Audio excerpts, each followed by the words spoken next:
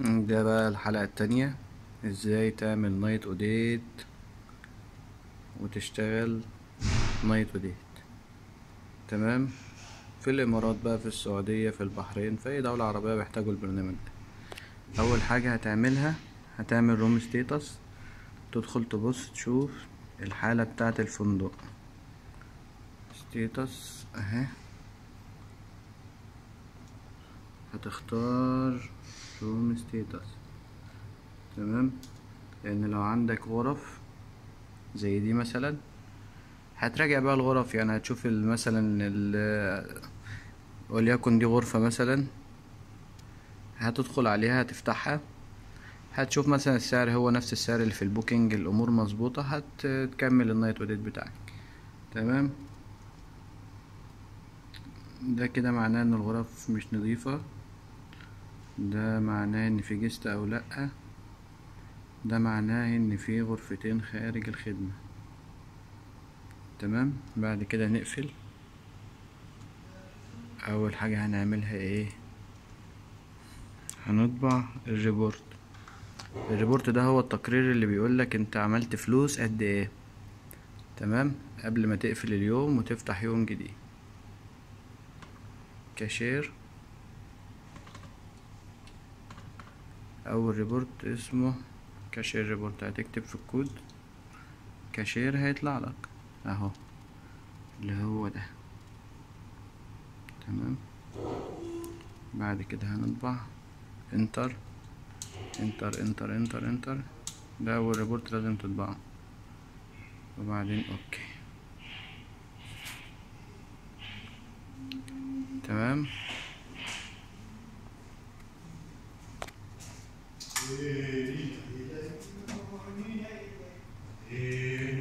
فايه، هو بس بيحمل.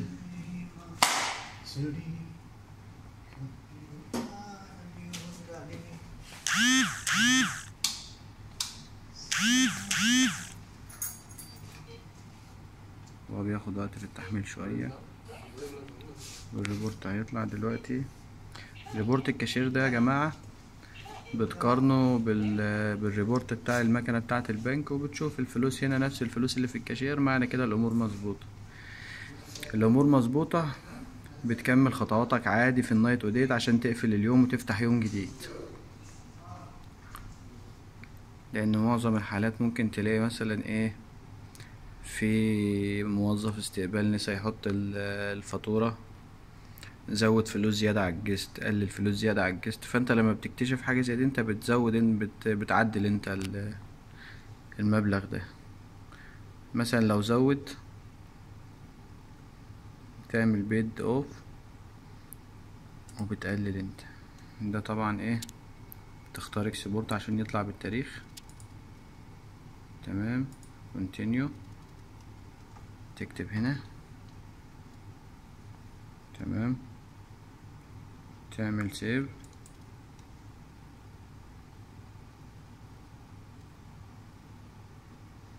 انا هعمل لكم كذا جزء عشان تتستوعبوا الكلام بالراحة.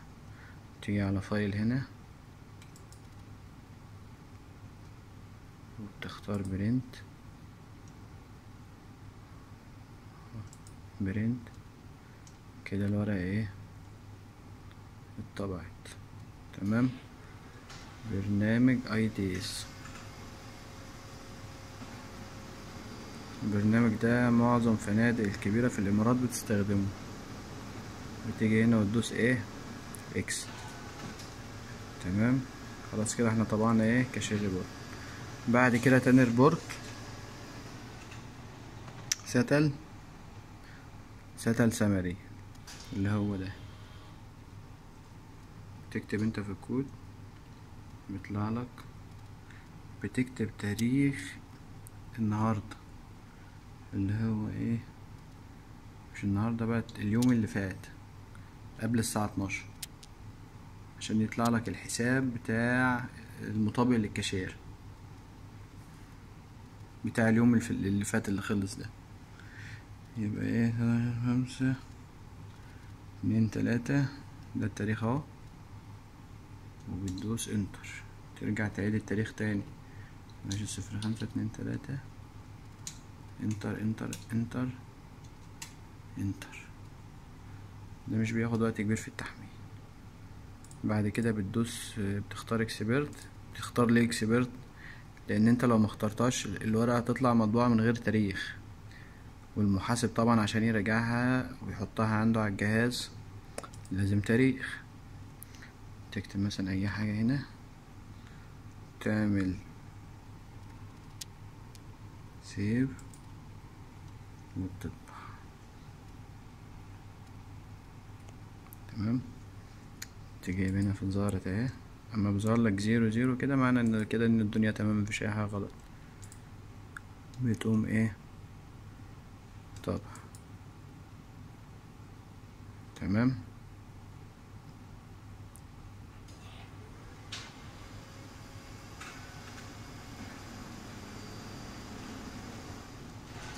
خلاص كده الورقة اتطبعت. تقفل اكزيت. بتطبع بعد كده روم ريت. روم ريت زي دي تطبع على طول. اكسبرت.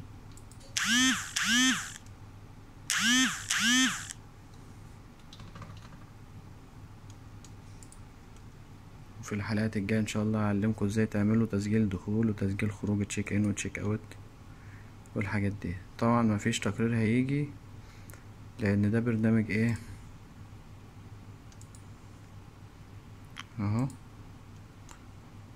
اطبع. روم ريت ده يعني الحالة بتاعت الغرف.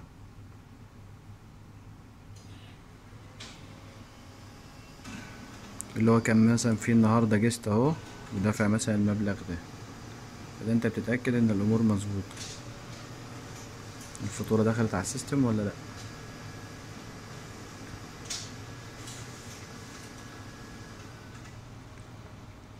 بعد كده بنقفل وبنعمل بوستنج. بوستنج ده الآلة الحاسبة بتاعة البرنامج اللي هو مسؤول ان هو يقفل لك حسابات اليوم كله. مثلا في فاتورة اتضافت من المطعم، لو في غرف عندك تعمل individual وبتكتب هنا مثلا وليكن 101 102 وتعمل الحسابات بتاعة الغرف غرفة غرفة. افضل اللي هو بتراجع برضه. مفيش بتعمل all rooms، تعمل save continue بس. تمام. بيقول لك ان مفيش غرف، فهتحسب ايه exit. تمام. كده احنا خلصنا ايه الريبورتات الاوليه اللي هي قبل ما تقفل النايت اوديت. في ريبورتات بعد ما تقفل النايت اوديت. بعد كده دي بروكسس جريد جيست بالانس. كل الريبورتات اللي انا طبعها دي للمحاسب. الحلقه اللي جايه ان شاء الله هعلمكم الريبورتات اللي بتطبعها للفندق عشان المطعم يستخدمها، يبقى عارف فيه كام جيست جاي، العدد المطلوب ايه، البيانات المظبوطه. يعني انا دلوقتي دخلت هنا على جريد جيست بالانس. اول حاجه عملت كليك يمين وضغطت كونتينيو. تمام. كده بقى هيقفل الحسابات وهيفتح لك يوم جديد. هو الوقت البرنامج بيحمل معانا.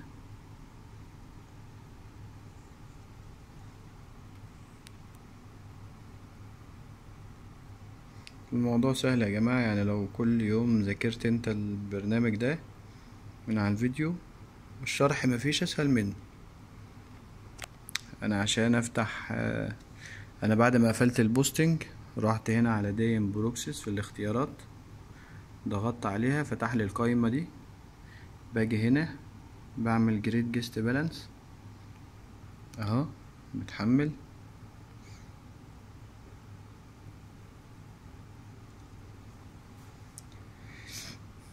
بعد ما بخلص جريد جيست بالانس بعمل جريد نايت بالانس. وبعد ما بخلص خالص يبقى كده الحسابات اتقفلت، بعمل اوبن نيو ديت.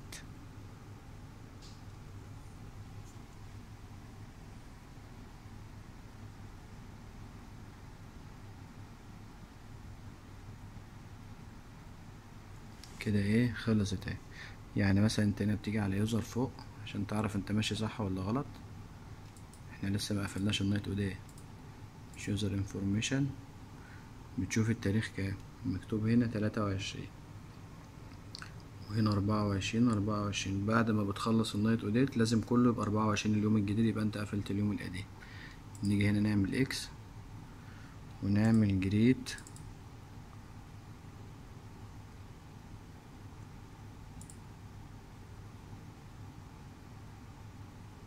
بيحمل اهو.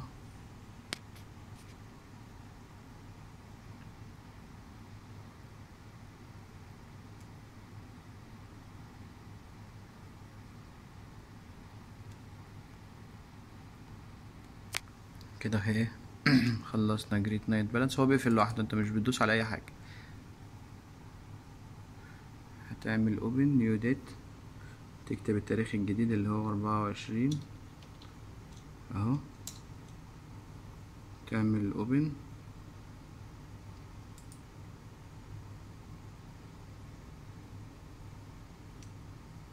وبرضو اللي محتاج حاجه يقولي في الكومنتات وانا اجاوبه لو مش فاهمين اي حاجه.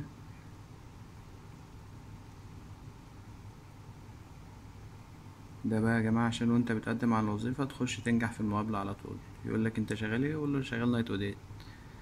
بيحتاجوك في كل مكان في الامارات، ومش صعب والله، الموضوع بسيط جدا. يعني ما تتخضش كده ان هو طول وخد وقته، لا لا، مع الممارسة هتلاقي الموضوع بسيط. هو الحلقة الجاية ان شاء الله انا هعمله، هشرحه بالانجليزي برضه عشان كله يبقى ايه فاهم، لان معظم اللي هنا برضه اجانب، بس انا دلوقتي بعمله لاخواتنا الايه العرب.